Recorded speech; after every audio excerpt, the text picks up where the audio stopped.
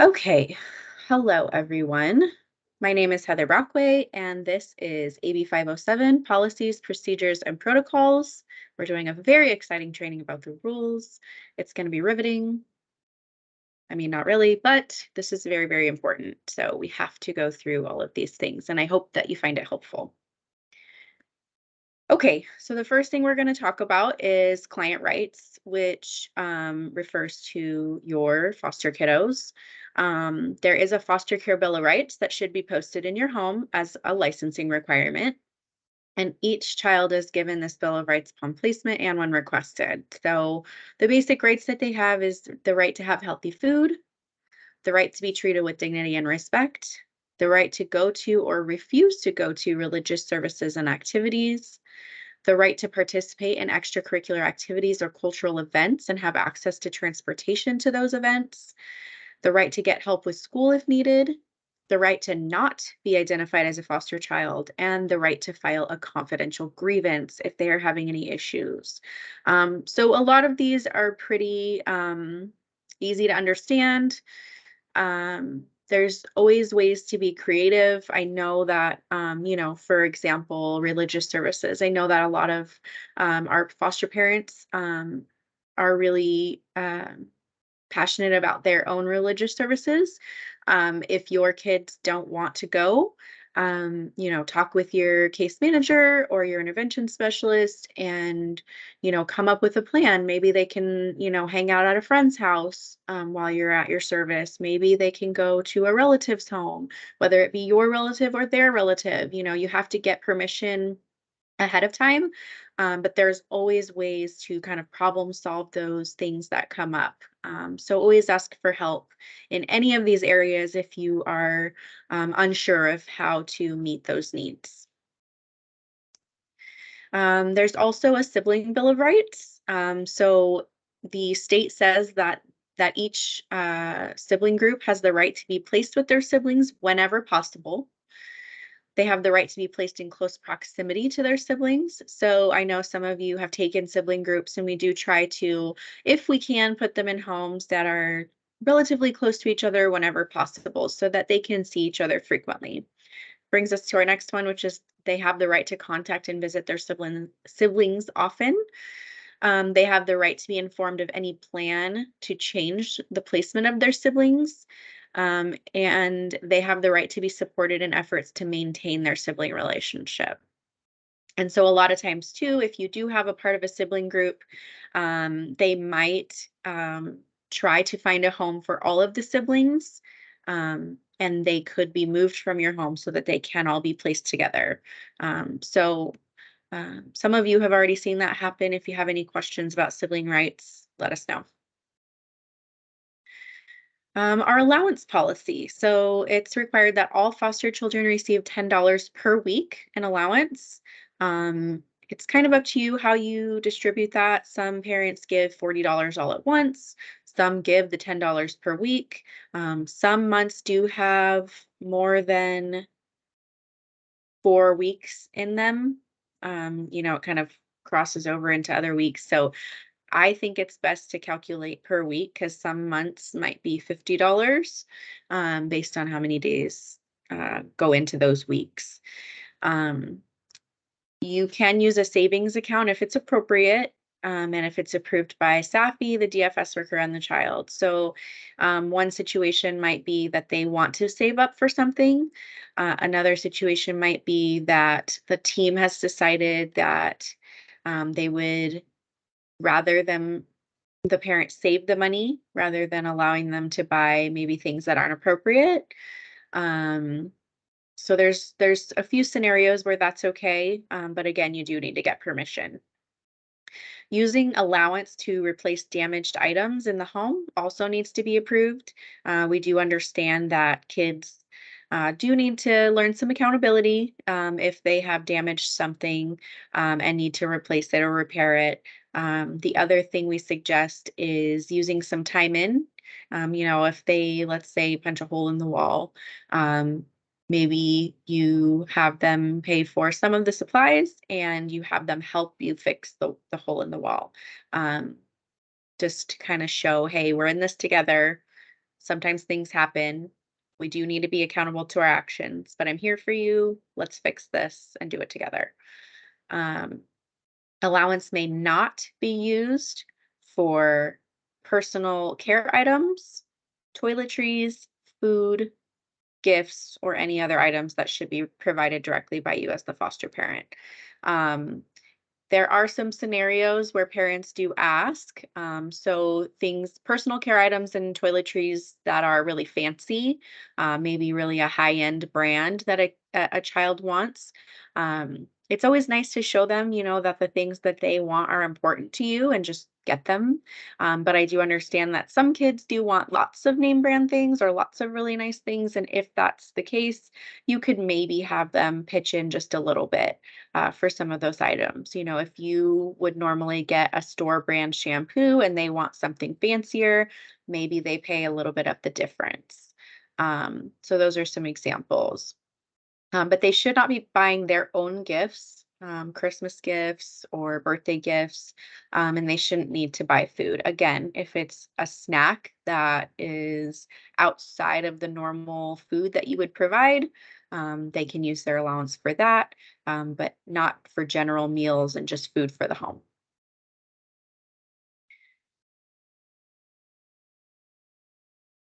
Clothing and personal belongings inventory.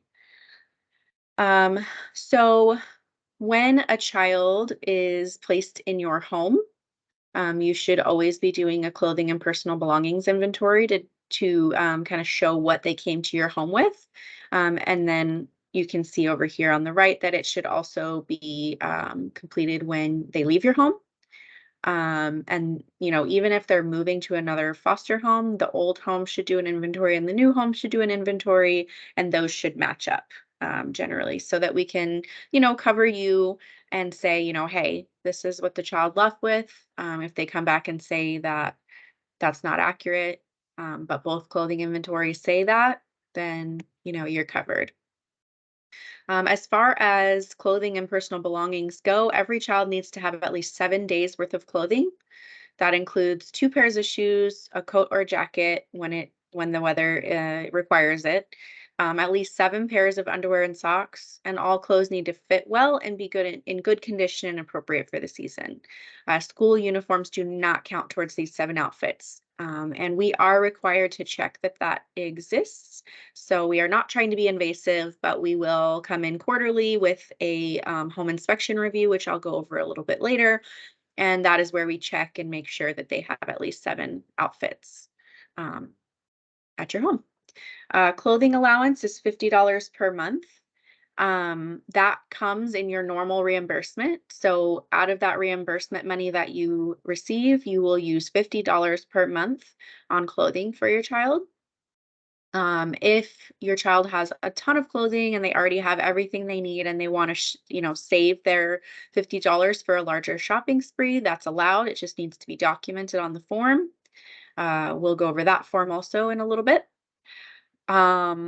If you pay maybe $150, $250 up front when they first get there, you can sort of account for that on following future reports, but just make sure that your kid does have what they need, and they're not going without, so that you can recoup that money. So you can spend over and kind of let it deduct for a few months. Just make sure you're documenting everything and that your kid has what they need. You are supposed to turn in receipts for the clothing that you purchase. We do have the monthly clothing and allowance report. It has been automated. We have made it electronic, and so you will likely be getting a form in DocuSign.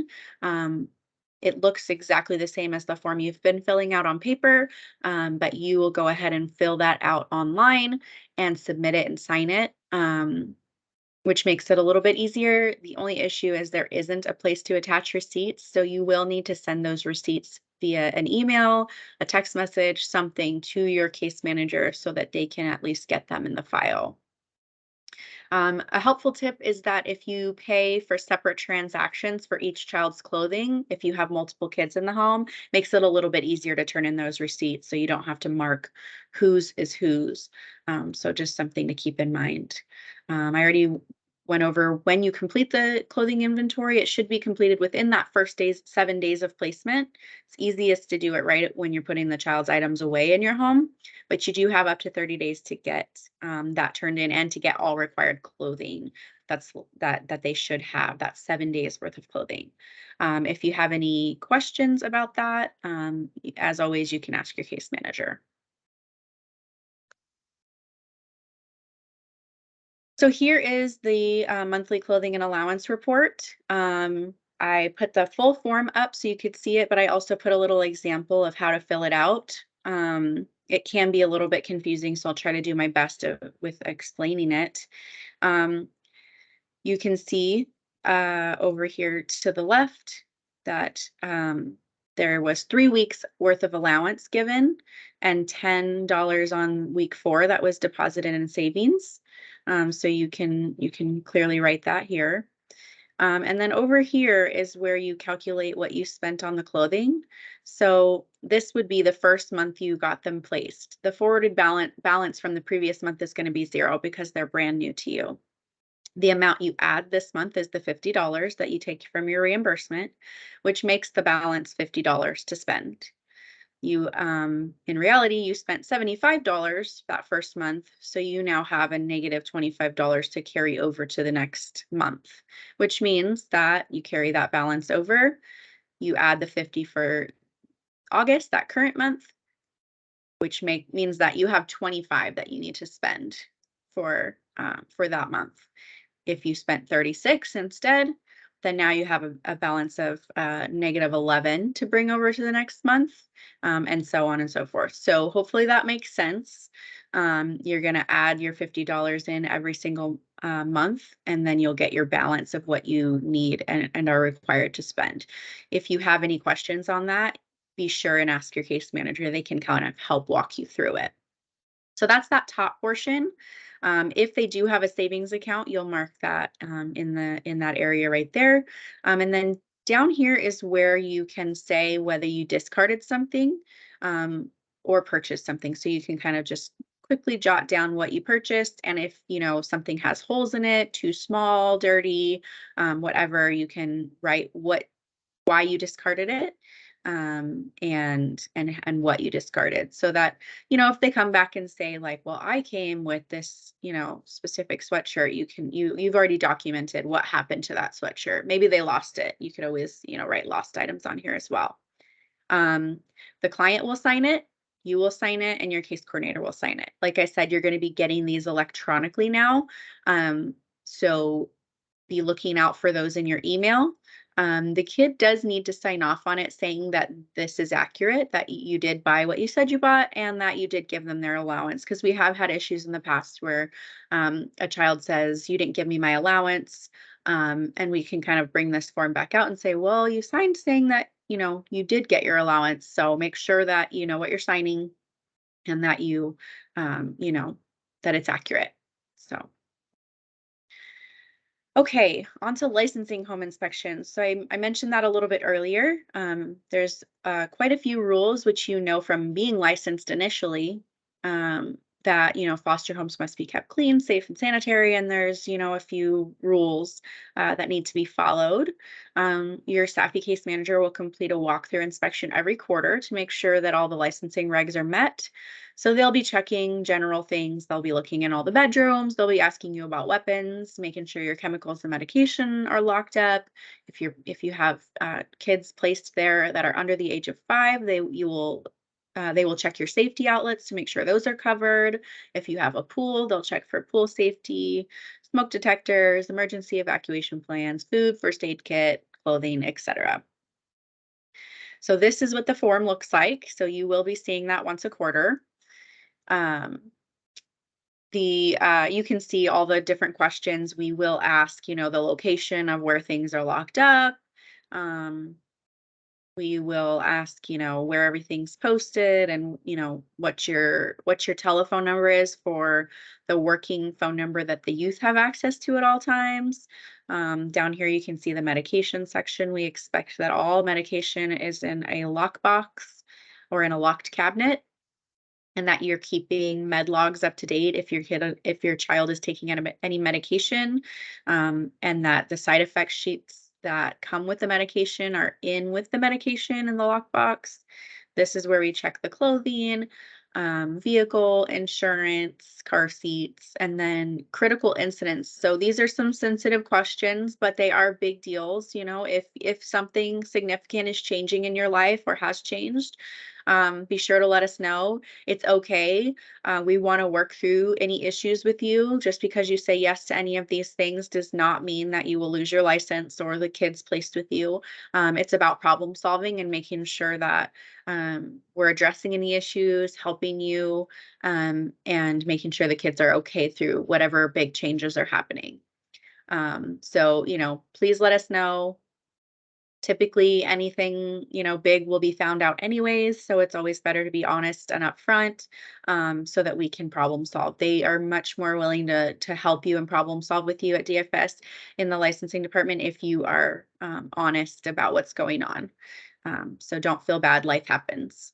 This compliance plan is just if any of these things are really out of order. Typically, we'll just tell you right then and there, hey, you need to, lock this up here, or you need to change this here and make sure that you're following the reg. But otherwise, that's it. We'll have you sign, we'll sign, and it goes into your file. Okay. Um, you are required to do fire drills every month. This is the log that it will go on. You can see, you just report when you did the fire drill, how long it took to evacuate, how many children were present, who all was there, and any comments you might have. It's very simple. But you do need to turn that log in when you do your recertification. So be sure you're documenting that. An evacuation plan needs to be posted on each floor of the home, which from your initial licensure. You need to hang fire extinguishers higher than 3.5 feet, but no higher than 5 feet. We don't want little kids to grab them, but we also want it to be accessible by most people in case there's a fire. We don't want it to be too high also. We talked about conducting a fire drill every month, and go over it with your child. They need to know where you're meeting. There needs to be a safe meeting place. If it's at the mailbox down the street, if it's at, your neighbor Joe's house, wherever that is, just make sure they know where they're supposed to be going. Show your kiddos where the emergency numbers are posted. And then, like we talked about, document. We do have a placement agreement that you sign when you are first licensed, and I just want to kind of go over the basics of what you're agreeing to do for your children. One of the big ones, because you are with SAFY and you have children placed with SAFY, they do have treatment issues and higher needs. So we want you to participate in the treatment planning for your kids. We want you to know what goals they're working on, what we're working on with them. And in doing so, you're going to be committing to bringing them to all of their therapeutic services. You're going to make sure they come to therapy. You're going to make sure you're meeting with your case manager. You're going to make sure they are meeting with their intervention specialist if they have one, that they're going to bio visits, getting all of their medical needs met, school, just making sure that all of their needs are being met in that way. You are agreeing to provide a 30-day notice when you are asking for a youth to be removed from your home. There's a lot that goes on behind the scenes. It's very difficult when a family disrupts a child immediately. It's not easy to just find another placement, and in finding something in a rush, we're sort of just throwing everything on another parent. They don't have a lot of knowledge of what's going on. They don't maybe understand all the therapeutic needs their child has. And everybody's sort of scrambling to to make something happen that maybe isn't the best fit. There's a lot that goes into planning for a child to move. Uh, there's so many needs to go over. We need to make sure they can get to and from school. There's just a lot to think about. And so we want to be purposeful and planful. So what we are here to do is help you maintain that child in your home for that 30 days so that we can provide a proper transition where they leave your home feeling good, even if things didn't end the way that we wanted them to. We are still showing the child that we love them, we care about them, and maybe we couldn't meet their needs, but they are important and they matter, and we want to send them off on a good note. So that's a big one. You are agreeing to provide updates to the team about emergencies, incidents, treatment issues. Make sure you're communicating. Communication is key in this work. We just talked about so many needs that our kids have, and so your team needs to be aware of any of those important things, anything that's changing, or anything you need assistance with. You are agreeing to ask permission when making any big decisions that might need approval. So some main examples are youth going out of state, medications being prescribed or suggested, and any school changes. So those things cannot be decided just by you. You might have some suggestions and you might be advocating for something, and that is fine. But just make sure you're speaking to SAFY, DFS, and whoever else on the team that needs to be a part of that decision before you make any big moves. And you're also going to maintain confidentiality, and you're not going to disclose your use information to people outside of their team. So just be careful. We know that you have family and friends that you speak to, so just be careful about what you're saying to them and how much information you're giving. So those are the main things on that placement agreement. You will get the entire thing when you sign. When you did get your placement agreement that you did sign when you became licensed. Sorry about that. Okay. We're going to talk a little bit about treatment parenting techniques. So, SAFY promotes parenting techniques that encourage respect, healing, and emotional safety through consistency, predictability, and a calm demeanor. Our focus is on building positive and supportive relationships. We want to focus on children's strengths. We want to reinforce positive behaviors, and we want to help children heal and grow through trauma and informed interventions and activities. You'll learn a lot more about those specific things related to your child when you come to therapy, when you work with your intervention specialist and your case manager. You're going to hear a lot of the suggestions that we have for you in those areas. And you'll also be coming to training, our trauma informed care training, our TFTC, Together Facing the Challenge training, and other trainings that are kind of scattered throughout. We focus on the NMT model, which is the narrow sequential model of therapeutics. And it's a overarching model, a framework for the way we do our work. Lots of interventions fit into that framework. And you'll learn all about that as you kind of work closely with us.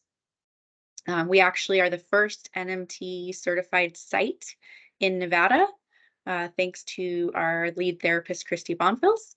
She did a lot of work in that area, and we're super excited to be, working this model with her, guiding us and helping us. So some approved parenting techniques are time in. Time in is a big one instead of time out. It is permitted, which we'll go over, but time in is doing something one-on-one, even if it's just calmly sitting with each other. When your child is maybe getting a little bit big, overreacting, getting upset, what can you do to kind of pull them in and help their brain and body calm down? Um, sometimes distraction is a really good one. Hey, why don't you help me over here? Let's go into the kitchen and maybe we'll bake some cookies together. Sometimes just that simple redirection kind of distracts their brain and gets them focused on something more positive. And then you can kind of avoid whatever whatever issue that maybe you guys were kind of walking into. Activities that can help them connect their brain and body so that they gain self-control. So Anything that's rhythmic and repetitive um, can be really helpful. So maybe it's like, let's bang on this drum together, let's jump rope, let's do hopscotch. Those things can really help them regain control of their body. Redirecting their behavior calmly. I already talked about a little bit of distracting them from what's causing the issue or negative feeling. Removing the audience or allowing the child to have some space alone to decompress. So, if your child is feeling really overwhelmed, sometimes we need to just allow them space and us space. I like to say that like adults are allowed to take timeouts as well. I need to remove myself because I'm getting agitated and I'm feeling frustrated. So I'm going to go take some time and you're going to take some time. And then when we come back together, we will probably be calmer and more able to address the issue. Providing incentives for positive behavior. So we know it's really challenging to ignore those negative behaviors, but the more you focus on the positive and the more you ignore the negative, they're not getting the attention that they're seeking. Our kiddos don't know how to seek positive or negative attention. They just want attention sometimes. They want anything from you. They haven't gotten their needs met. Therefore, they're seeking any sort of stimulation or parental, you know, interactions that will help them. Um, so the more you can walk away and ignore those negative things, and the more you can highlight the positives, even if it's something small. I say, you know, if your child comes in and constantly throws their backpack on the floor, but today they hung it up. I know it's not that big of a deal, but I would praise them for that and be like, wow, thank you so much. I've been asking you to hang up your backpack and you did it today. And I am just so impressed. Thank you. It sometimes feels a little over the top, but it's helpful. It's helpful in raising their self-esteem too. We talked about timeout is permitted. We prefer to call it cool down time, taking a break. These breaks are only 1 minute per year of their age. So if you have a 7-year-old, it should be no longer than 7 minutes. Sometimes our kids can't handle timeouts. Sending them away sometimes kind of causes more mayhem than we want. Maybe they aren't really capable of sitting down quietly. So that's kind of why we emphasize time in as well. So you decide what's best for you and your child. Removing privileges is also acceptable. It's not always effective. Sometimes it backfires, but you absolutely can use that as a parenting technique. So hopefully that helped give you a few ideas outside of the norm. There are a lot of prohibited parenting techniques. So I just want to make sure and go over what you cannot do. Corporal punishment in any way, so no hands-on interventions. You cannot put your hands on these kids. It it is damaging, and it is not allowed. Humiliation, name calling, threatening, or cursing at the youth. I know we get upset, but those things are not helpful and they are permitted. Excessive timeouts, so they cannot be, put in their room for extended periods of time. They cannot be placed in a locked room that they cannot get out of. You are not allowed to withhold allowance or threaten to withhold allowance. Punitive work assignments are also not allowed. So they can't write sentences. They're not allowed to be holding heavy items for long periods of time. They can't be forced to do exercise. Um, Obviously, you cannot withhold food or drink. Seems like a pretty basic one. They cannot be disciplined for bedwetting. You should not be threatening to disrupt placement as a intervention. Um, it really breaks trust, and once you say that, you can't really take it back. And then the kid is always sort of maybe anxious or nervous and if they make a mistake, you will be wanting to get rid of them. And then anything else that violates a client right. So hopefully none of you are using these things. I know parenting is difficult. I know sometimes we overreact, but hopefully you can kind of keep these in the back of your mind as things that are not allowed. Our incident reporting policy. So as foster parents, you are required to report the following to SAFY and DFS immediately. It might be best to anything big, just tell both of them, whether you do it by email and tell them both at the same time or by text, um, or even separate, that's fine too. But just make sure that everyone knows any of these things. So obviously we are not wanting death to occur. But if for whatever reason it does happen, you need to let us know right away. An injury, so any big bruise, cut, especially on the face, you just want to make sure you're saying, hey, this is what happened and this is how it happened, so that it can't be misconstrued later. If a school sees a bruise or a cut, they might ask the child. If the child says, I don't know where it came from, then that could cause them to think, oh, I better, report this to somebody. And if they do, and you've already documented the injury, then it's very, very easy to say, oh, nope, we already know what happened, and kind of close that out with no problem. Any major physical aggression, anytime there's a medication error or refusal, if they refuse to take their medication, they do have that right. But we do need to document every day that they do not take their medication. If there's any drug or alcohol use or contraband found, any school suspension, any sexual behavior, any runaway or AWOL. If it's more than 2 hours for a kid under 12, you would report it, and by curfew for 13 and older. If there's any self-harm or attempted suicide, we need to know. If a child gets taken to juvenile detention, if they are hospitalized for any reason, whether that be for medical issues or psychiatric issues, if you provide a restraint, we definitely need to know right away. And if you make a CPS report, that needs to be documented. So if any of these things happen after the office is closed at 5, you will call the 24-hour hotline at this number here. So if you do not already have it in your phone, please save it there. It's 800-532-7239. And you can call at any time. We always have somebody able to answer. I know that there has been some issues in the past of parents not getting through timely. Um, every time that has happened, we try to troubleshoot it. We talk to corporate, we try to figure out the problem, and we are trying to continue to improve that. So just because you haven't been able to get through in the past does not mean you shouldn't call. Please, please, please call. And if for whatever reason you do not get through, please let us know, because we do want to do something about that. But we do feel like that has improved. When these incidents occur, if it is during business hours, then it's best to call, email, or text the information directly to your SAFY case manager and your DFS worker, whatever is easiest for you. If you are feeling overwhelmed, debrief with your SAFY worker prior to reaching out to DFS.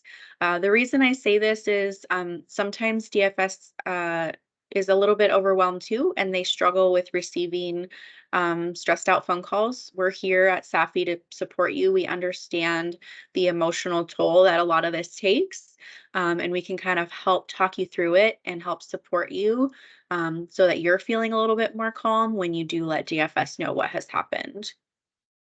We do have a formal incident report form that you can fill out if you feel more comfortable that way. But we do have to enter the information into our electronic record system. So you don't have to fill out that form. We just need to know the information. So like I said, call, email, text. It is better to have it in writing, whether that be email or text. But if you do need to talk through it, like I said, we are here to do that with you. The restraint policy and guidelines. So when are restraints used? So the only time that we want to do a restraint is when a child is in imminent threat of safety to themselves or others. So this is only used as a last resort when all other interventions have failed. You do learn the de-escalation techniques when you take CPI, and you do learn the restraint. And a restraint is a big deal. You are putting your hands on another person, and that can be really scary for both you and the youth. So if you can remove yourself from the situation, if you can remove all other people from the situation, and they are not actually going to severely hurt themselves or someone else, I would say try to do anything but restrain. I've talked with parents who do restrain, and they say that it alters the relationship with their child. It does break trust a little bit, and so they need to end up rebuilding that. So it's not to say that restraints are not allowed to be used or that they shouldn't be used, but just be very, very careful when deciding to use a restraint like that. Um, Types of restraints or hands-on interventions, there's only one restraint that you're allowed to use, which is the children's control position. And like I said, you do learn that in CPI. So if you're not familiar with it and you need to either become more familiar with it so that you know exactly what to do, or ask any questions about it, please let somebody at SAFY know. There's also disengagements that are taught that to get away from an aggressive child. So if a child is going to grab you or bite you or grab your shirt, there are ways that you can disengage and move away from them rather than put them in a hold or a restraint. Who is allowed to restrain? Only caregivers or foster parents that are trained in CPI. So if you are not trained in CPI yet, then you are not allowed to do a restraint. Um, but you do take that upon licensure, so everyone should probably already have taken it. What do you do following a restraint? So you're going to inform us immediately. If it's after hours, please, like I said, call the 24-hour hotline. You want to reestablish therapeutic rapport with your child. Like I said, it does break a little bit of trust. So we need to get back in there, make sure that the child knows that you still care about them, that it was scary for you too, that you don't want to do that, that you want to, maybe problem solve some ways we could do it different next time. And involving them in that discussion is a really good idea. And then you want to prepare for a debriefing of the situation with SAFY. We are going to want to talk with you about what happened, maybe some ideas of things that you could do differently. It's not about being in trouble. It's about, how do we do the least restrictive thing and the best thing whenever possible. So it's really just a discussion to kind of find out, what can we do next time? We are required to do sort of like an annual review of all of our foster homes. And so we decided to tailor it as a strengths review because we want to talk about the amazing things you do in your home and how you go above and beyond just normal parenting. We know that being a SAFY parent is a higher calling maybe than kids who are in regular DFS. They just have been through a lot typically, and while all foster kids have been through a lot, the needs of our kids are just a little bit higher. So we want to recognize the things that you're doing.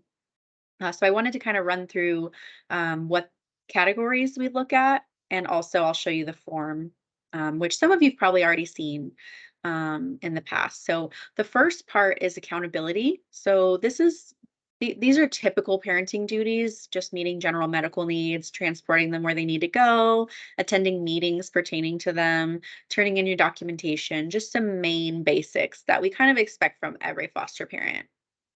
And then the next categories are where we see people going above and beyond.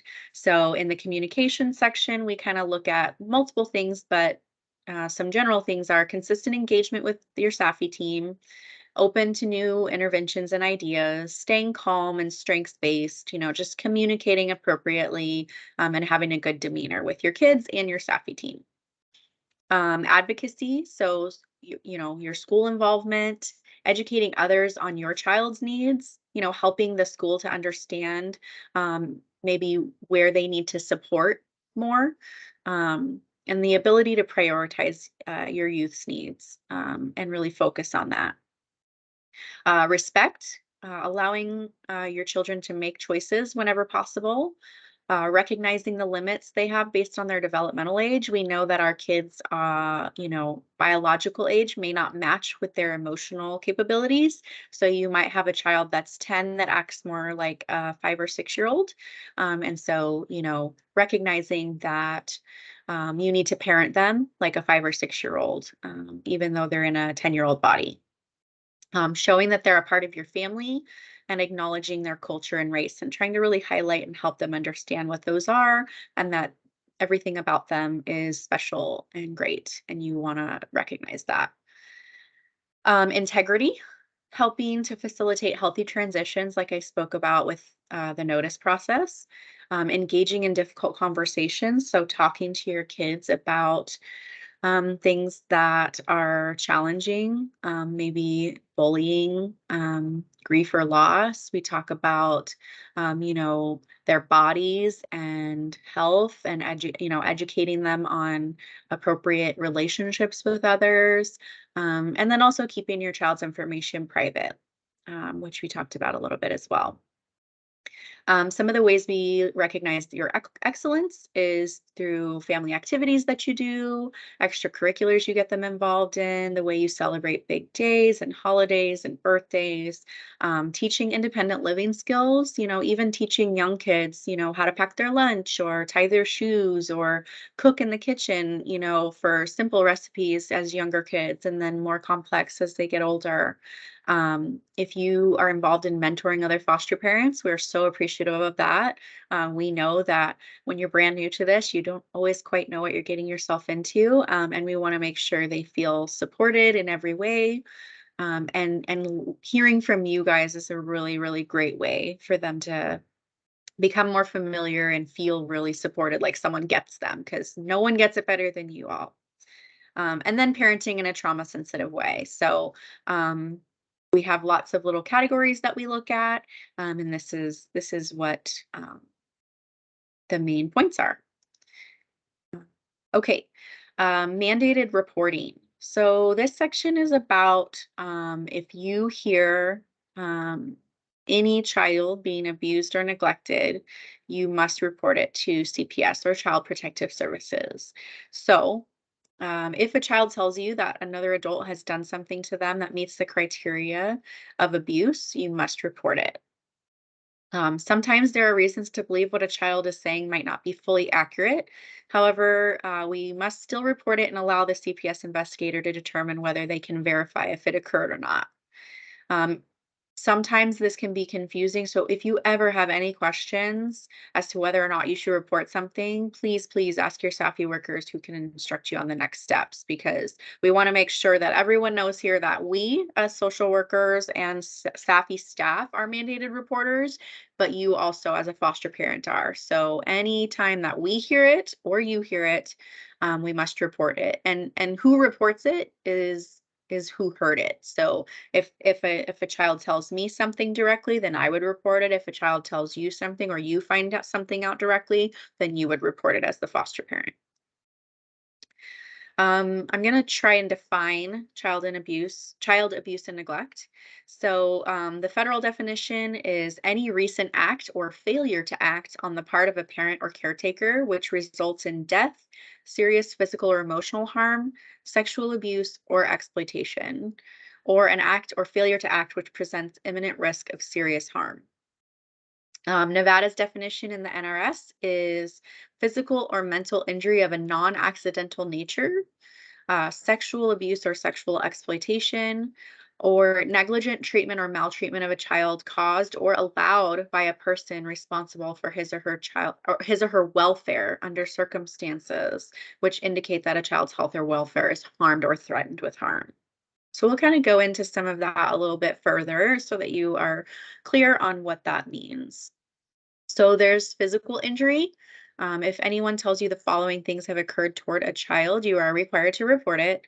So head injuries, being hit with a closed fist, burns, bone fractures, sprains, wounds, bruises and cuts, poisoning, ingesting of controlled substances, bite marks, hearing of the death of another child, being locked in a confined space, any torture, strangulation, internal injuries, and shaken baby syndrome. And that can actually happen up to 6 years of age. So if you are aware of any of those things, you must report it. There's also psychological and or emotional abuse. So I wanted to kind of go over what falls into those categories. So obviously that's going to harm them intellectually, psychologically, or emotionally. Rejection, intimidation, disparaging comments, humiliation, or threats. And so as parents, as foster parents, we are also not allowed to do these things. They are harmful. When you say mean things to children, it can do a lot of damage. So I know we get upset, other people get upset, but we do need to make sure we're refraining from these things and reporting them if we hear them. Sexual abuse. So child sexual abuse is defined as any interaction between a child and an adult or another child in which the child is used for the sexual stimulation of the perpetrator or an observer. So I categorized the these two main types of sexual abuse. There's touching and there's non-touching.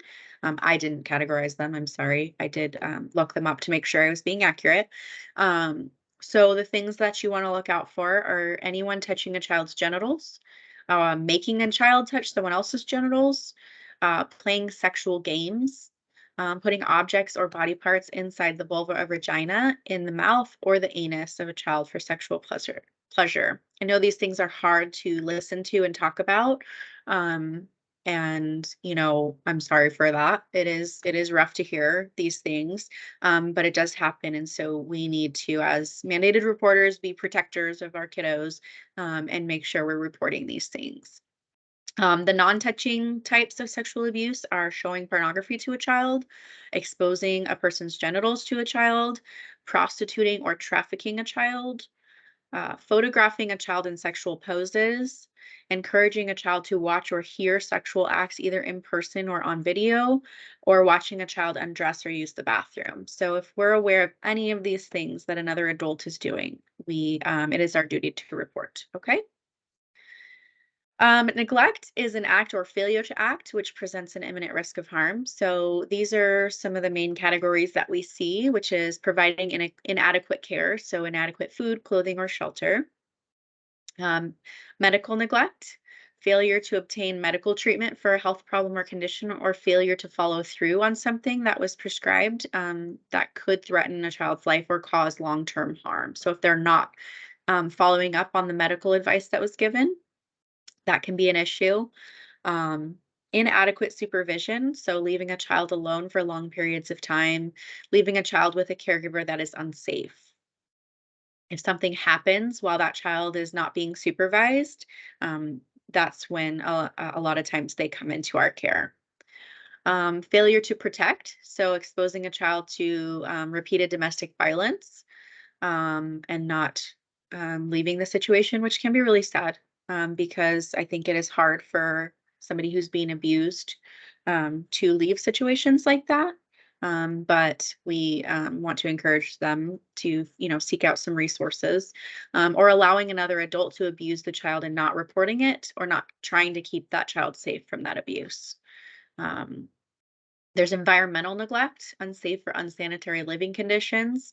Um, there's educational neglect if a kid that's 7 to 17 is not enrolled in school or habitually absent without justification due to a caregiver's actions or inactions. And then locking a child out of their home. That's also a reason to report.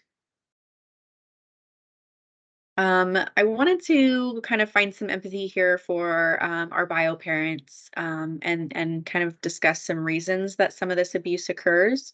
Um, it's not to justify the issues; it's just to kind of find some understanding and some empathy for um, the situations that our bio parents are in. Um, Social isolation, so little or no support network. When they don't have support and they don't have friends or family helping them, that can be really, really hard for them to properly care for their kids. We talked a little bit about domestic violence situations. We don't want to blame the abused. We don't want to blame the victim. We want to hopefully seek out supports and help for them, um, rather than, making them the enemy for what has happened.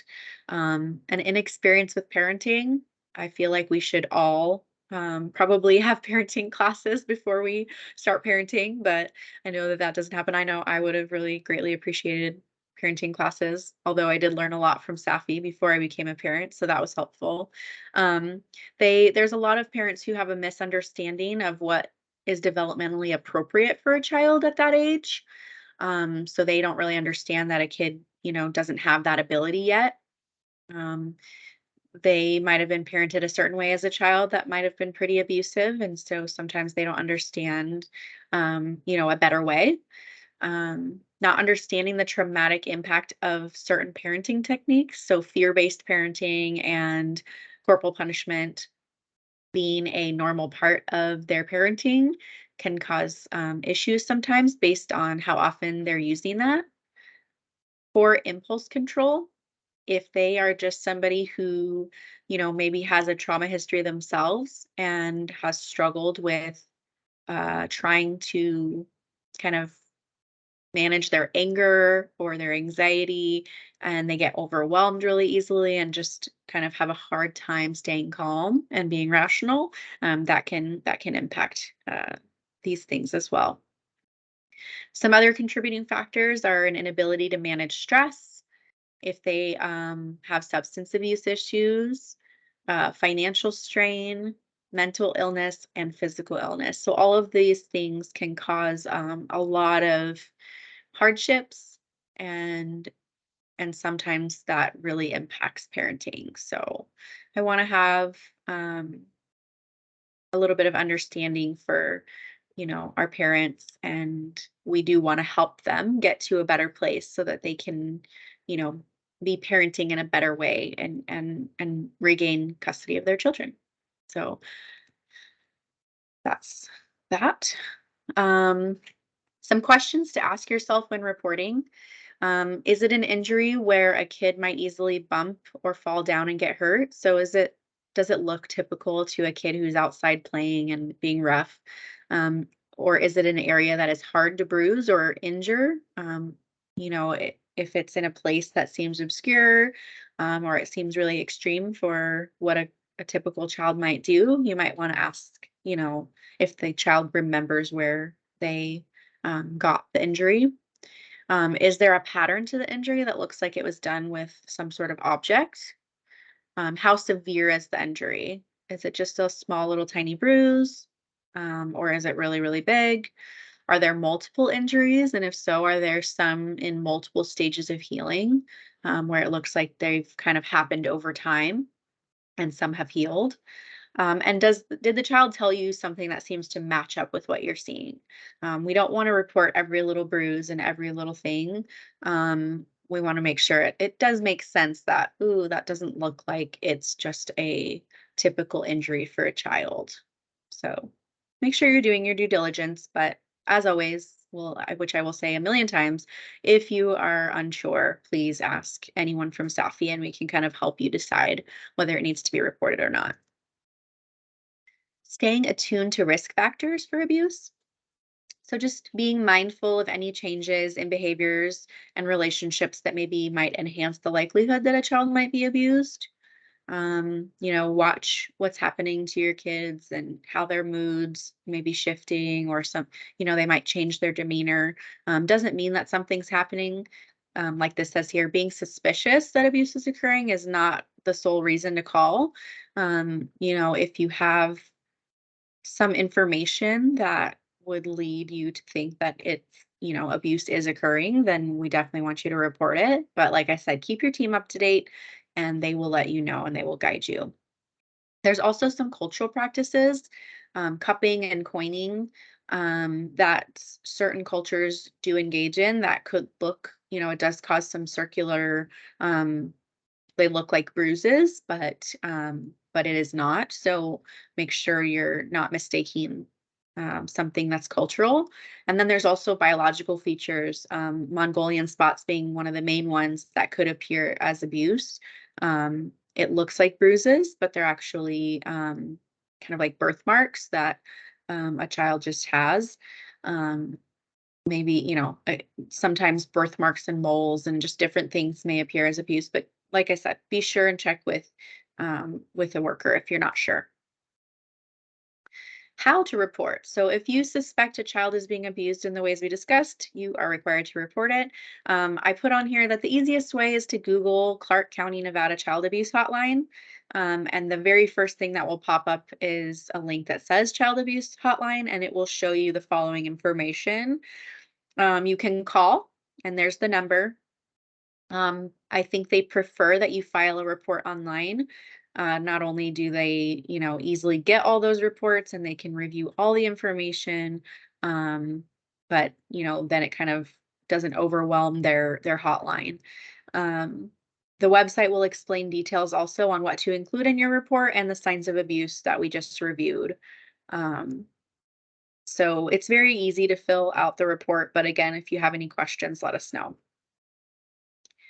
What to expect when reporting. So when you report, your name will be kept confidential and will not be disclosed to anyone involved.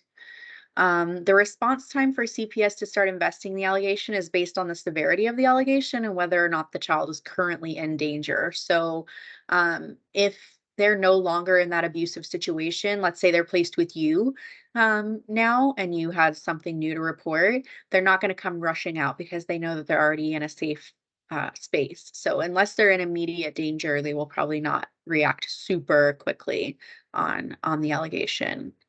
Um, it is highly likely that CPS will call you even if you have submitted a report online. They usually have further questions or they might need to clarify some of your answers. Um, CPS might continue to engage with you throughout the investigation process. So just do your best to be available and help with whatever they need.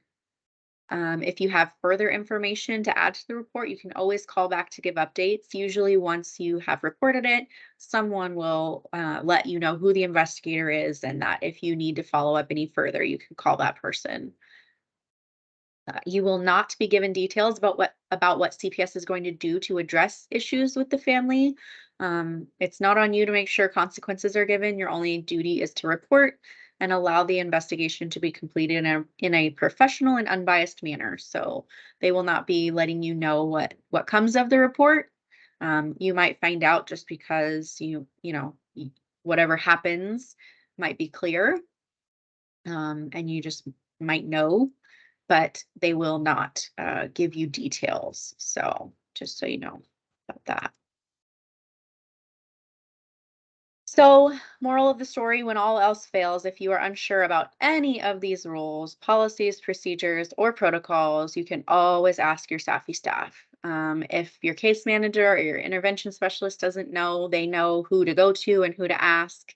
We're always available. We always want to help. We want to make sure that you're following everything you need to follow. And one of my biggest jobs here that I've always seen as my biggest job is to protect you as foster parents. I love you guys a lot. I have a lot of respect for what you do. And I don't want you to get in trouble for breaking any of these things because there's a lot of things to remember. And so we just want to make sure that we have your back whenever possible, and we can kind of help you navigate any of these issues. So, if you have any questions, feel free to ask us. Otherwise, have a great day. Thanks.